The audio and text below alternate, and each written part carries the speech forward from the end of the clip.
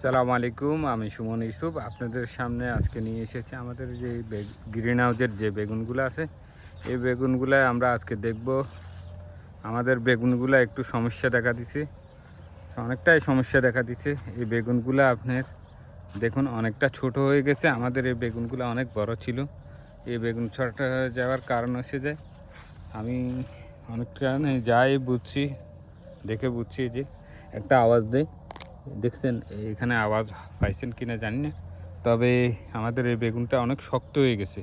এটা শক্ত হয়ে যাওয়ার কারণ হচ্ছে যে আপনার এই বেগুনটা খাদ্যের অভাব, যে তার পরিপূর্ণভাবে সে খাদ্য পাইতেছে না। এখন এই কারণে যে আপনার এই বেগুনগুলো অনেক, দেখুন কীভাবে আওয়াজ দিতেছে, আর অনেকটা শক্ত হয়ে গেছে। শক্ত হয়ে যাওয়ার মনে করবেন যে আপনি শক্ত হয়ে যাওয়ার মানে এটার লক্ষণ হচ্ছে যে আপনার খাদ্যের অভাবের কারণে যে এগুলো হয় এইভাবে।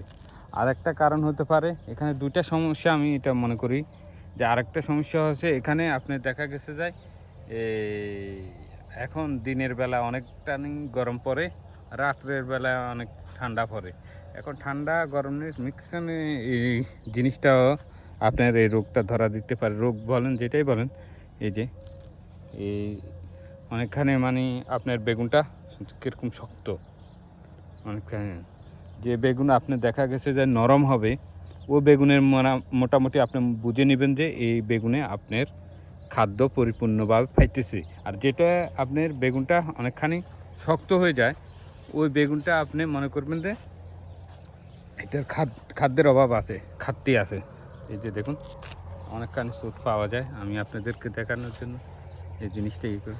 তো এখানে আমাদের অনেক বেগুনা একটু সমস্যা। আসলে আমরা এখন সবজি উঠাতে উঠাতে আমাদের অবস্থা খারাপ। এই যে দেখুন এখানে এখানে যে সাদা পোকা, অনেক সাদা পোকা। এই যে দেখুন এই যে সাদা পোকা, এই যে সাদা সাদা পোকাগুলা। তো আমরা আসলে হ্রাস করবো ইনশাল্লাহ। ইনশাল্লাহ আমরা আগামীকাল ইনশাল্লাহ এই যে সব বেগুন উঠে ফেলবো। নতুন করে ভিটামিন দেবো, স্প্রে করবো। কিছু ভিটামিন, পাতার ভিটামিন, ফুলের ভিটামিন দিতে হবে।